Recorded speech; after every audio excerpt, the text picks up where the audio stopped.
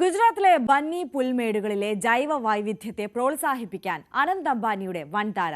ഗുജറാത്ത് വനംവകുപ്പിനൊപ്പം കൈകോർത്ത് 70 ഹെക്ടർ സംരക്ഷിത പ്രദേശത്ത് 20 പുള്ളിമാനുകളെ വിന്യസിച്ചു. ജാംനഗറിലെ green zoological rescue and rehabilitation സെന്ററിൽ നിന്നാണ് പുള്ളിമാനുകളെ എത്തിച്ചത്.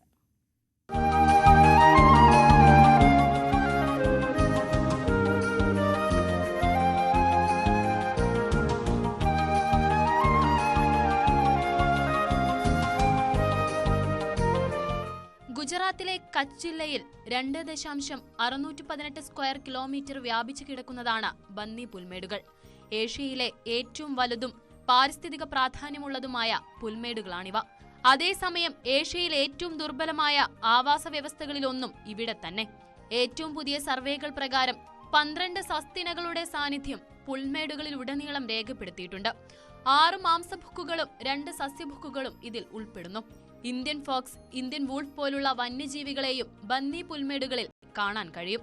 മേഖലയിലെ ജൈവ വൈവിധ്യം മെച്ചപ്പെടുത്തുന്നതിന്റെ ഭാഗമായാണ് ഗുജറാത്ത് വനം വകുപ്പിന്റെ അടിയന്തര നടപടി.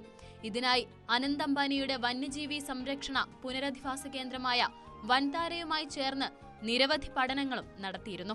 തുടർന്നാണ് 70 ഹെക്ടർ സംരക്ഷിത പ്രദേശത്ത് 20 പുള്ളിമാനുകളെ വൻതാര വിന്യസിച്ചത്. വൻതാരയുടെ തന്നെ ജാംനഗറിലുള്ള green zoological rescue and rehabilitation സെന്ററിൽ നിന്നാണ് പുള്ളിമാനുകളുടെ വരവ്.